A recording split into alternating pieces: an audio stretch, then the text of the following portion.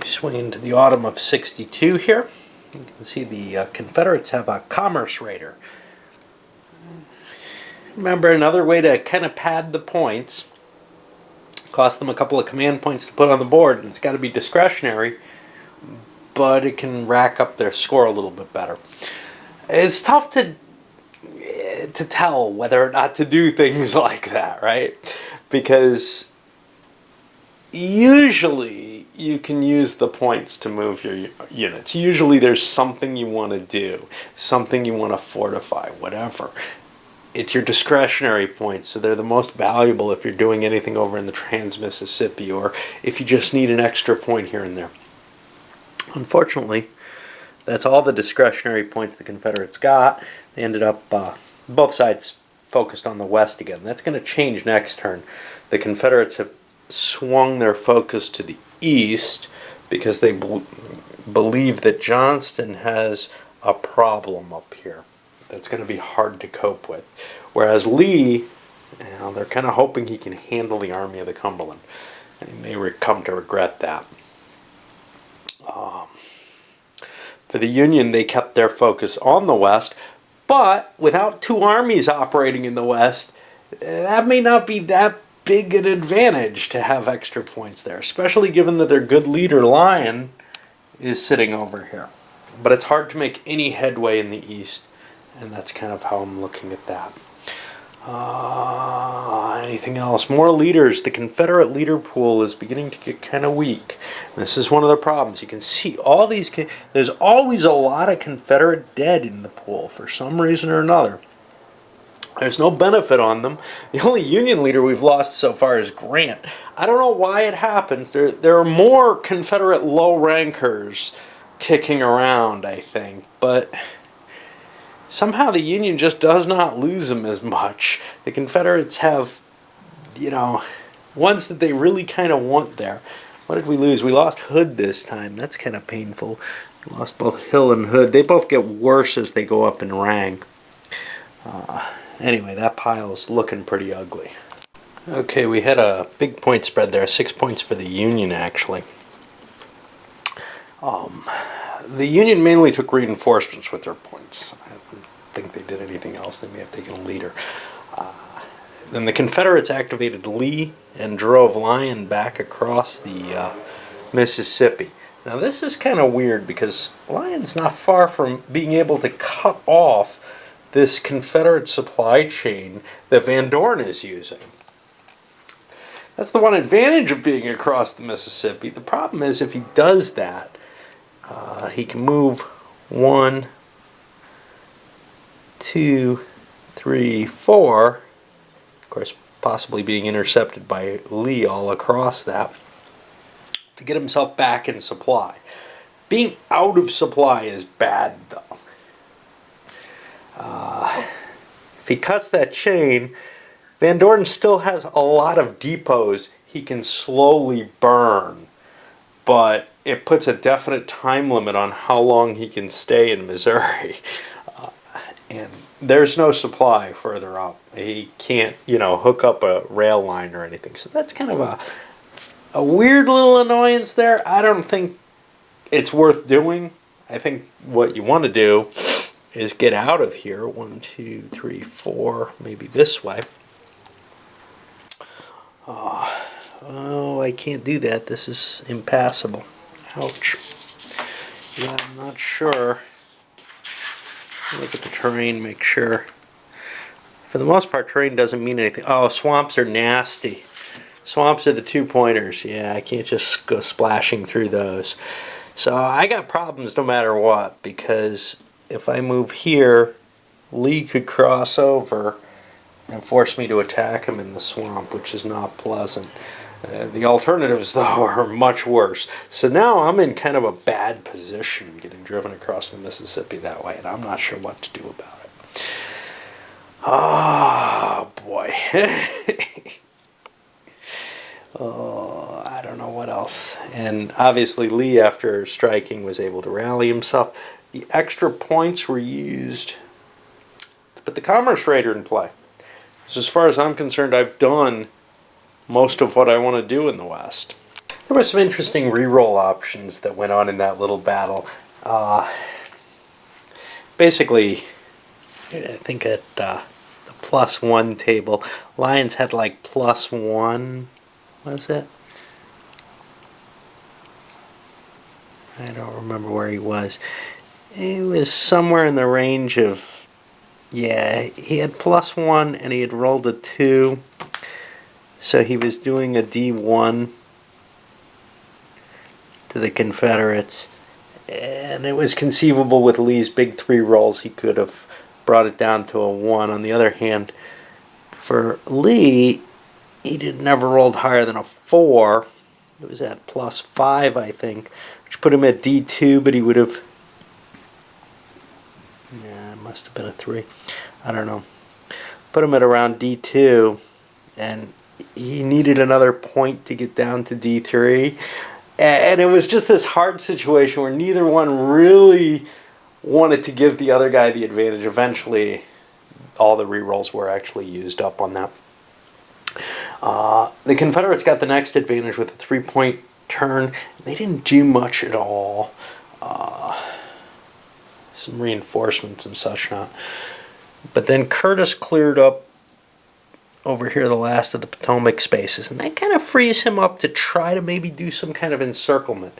If he can cut off and keep his rail line connected, if he can cut off the Confederate army and run around Richmond somehow, that causes a real problem, because then Richmond won't be in supply anymore. But this is just hosed. I can't rally him because I don't have supply. The Confederates threw a reinforcement in there, so now I can't attack it. That would have been an appealing option, to attack it, grab the supplies. I can't do that. Another option would have been for the Confederates to burn their own supplies. This was the only source for Lyon to rally his forces. He moved here, and he's in a lot of trouble if Lee intercepts him. If he tries to move south, he doesn't have supplies anywhere in the south till he makes it down to the Gulf. He's in a lot of trouble. I'm worried that the Second Union Army is going to be destroyed in the West. Alright, a big 6-point activation comes out, and, well, I used that to move Lyon across the river south of Memphis. Now Lee comes around, slams into him, and drives him back deeper into the swamps here. But at least he's on the right side of the Mississippi. It's quite possible that Lyon is going to end up down around the Gulf of Mexico, getting his supply out of there. But his army is going to get hosed going there. It's also quite possible his army will just be destroyed because he can't get any reinforcements. He's only got 9 strength points left. Another option, try to charge back up into Kentucky. But he's in a really, really miserable location. Now over here, Curtis continued down, sweeping into Charlottesville, Virginia. And Johnston dispatched Jackson. If he took his whole army, that lets McClellan out. But as it is, he's weakened his army. Now McClellan might come striking out. Some of the interesting problems that can happen down in the Virginia area. And I shipped another troop out of Northern Virginia to Jackson, made another strike after Curtis got to recover. That gave me the +1 bonus, but things went badly die roll-wise. Jackson, even with his +2 bonus in combat, ended up being demoralized while Curtis was not. Now Curtis's army is getting, or corps is getting smaller and smaller, and I'm beginning to wish I had the army down there so that I could start reinforcing it. And then double nines come. And we're in the position where we're far enough along that that is the end of the turn. I'll take care of some of the bookkeeping stuff. See if I can hit another turn on this video. As we enter into November through February, starting in 62 here. The Lyon's Army of the Cumberland is still disorganized. Curtis recovered.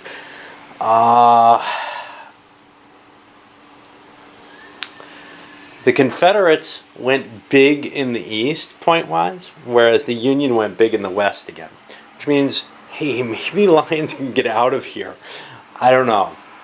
The point spread isn't very big right now, but if there's a lot of CPs in the turn, it might happen. But the East is kind of a big deal. So the Confederates may be guessed right there. Another Commerce Raider is going to be available, and speaking of which, it's the Commerce Raider phase. At this point, the Union has to decide. They could throw a couple of points into hunting down Commerce Raiders, a couple of naval points. That doesn't sound like enough to get anything. It sounds like it's just going to increase the losses. So I'm going to let the Confederates roll. Basically, if I roll a 12 or higher, the naval raider is sunk. I have only 2 naval points I could add to that. It's not that I terribly think that my naval points are going to be useful at this kind of in this point in this game, but I only roll a 3, and there we go. And for every 25 of these, it's a victory point, I think.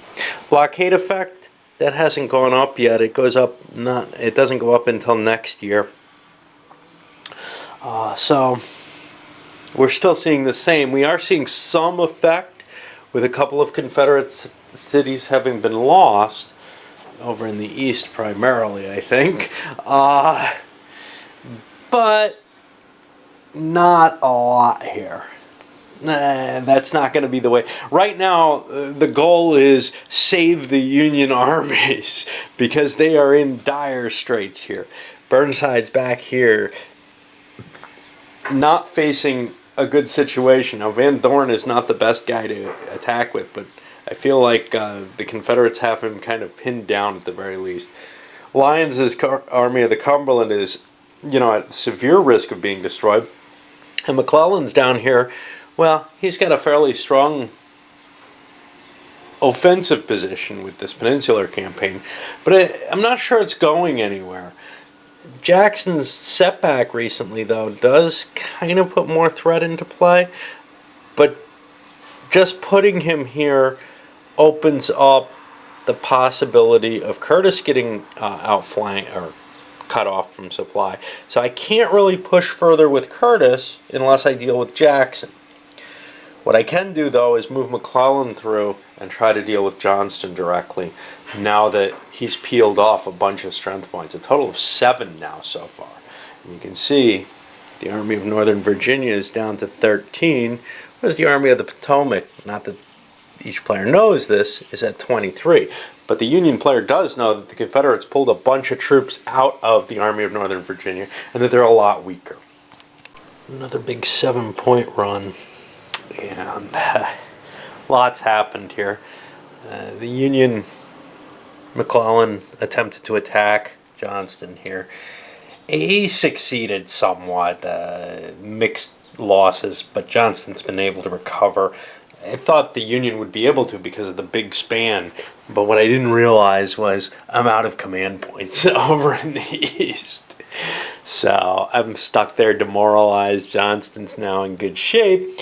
But the Confederates don't exactly have a lot of command points there, part because I spent the discretionary ones to put the Florida in the Commerce Raider box, basically just banking to assure that I win this game as the Confederates. The bigger victory would be to go for the win here. Meanwhile, Lee is chasing Lyon's Army of the Cumberland down, and I think it's going to disintegrate before it makes it down. They're heading down the Yazoo. I don't think they're going to make it down to the Gulf. He's slower. Got a promotion for Sherman. That just happened after the battle, which means I could remove McClellan. That would cost me my discretionary command points, but then I still wouldn't have enough to recover the army. But that might help overall. Well, the turn and all of its command points have run down. I may have screwed up at some point. I don't think Jackson recovered, and I'm not sure I had enough command points for that, but man, I can never tell. One of the issues I have with this game, between the two tracks, they're kind of positioned differently. If you're sitting in the two different seats, they're in the same place, but sometimes I might move a reinforcement instead of a command point or whatever. We'll just track that up to, well, I don't know, whatever happens during war. A game doesn't really capture all of it anyway, but Well, we have some problems here. Curtis is still in supply, so he'll be recovering his self over here. Army of the Potomac is in supply, so it gets to recover at a cost of a chit over here. Lyon's not in supply, and he's going to continue taking hits. But it looks like he might just survive, barely. He managed to slip away and actually grab Jackson, Mississippi. And he's getting close to where he might get a coastal hex, and once he has that, he's got a supply source from the sea. But boy, you know, I mean, the Union is just destroyed here. One army dead, the second one trying to find its way south. This is not the way you want the war to go. Now, of course, the Confederates can't cross the river north here. The ironclads can make certain that nobody's going to get into... Oh, Van Dorn loses one too. The ironclads make certain that nobody's going to get into, you know, the heartland of the Union, but still, it's, yeah, this is, oh, Dallas got burnt. The Union did something vaguely. But I've never seen it play out like this. I'm thinking that I was more aggressive with the Union than I usually am. Now, the truth is, I know that I'm too cautious with the Union, so I tried to push them a little harder. And boy, have they paid the price. And maybe not being aggressive in the right places. Maybe you have to be more aggressive here in the Northeast in order, or well, in the East, in order to not end up in this kind of situation with that fortified line along the Potomac. Splitting, bringing two armies down early in the West, again, much more ambitious and than I usually am. And especially, I usually don't put Lee in the center in the Western Theater, and he definitely did his job there. So this is not a good day for the Union to remain. All right, well, we'll push this into... Hey, this was a winter turn. We'll be getting into the next spring, I guess.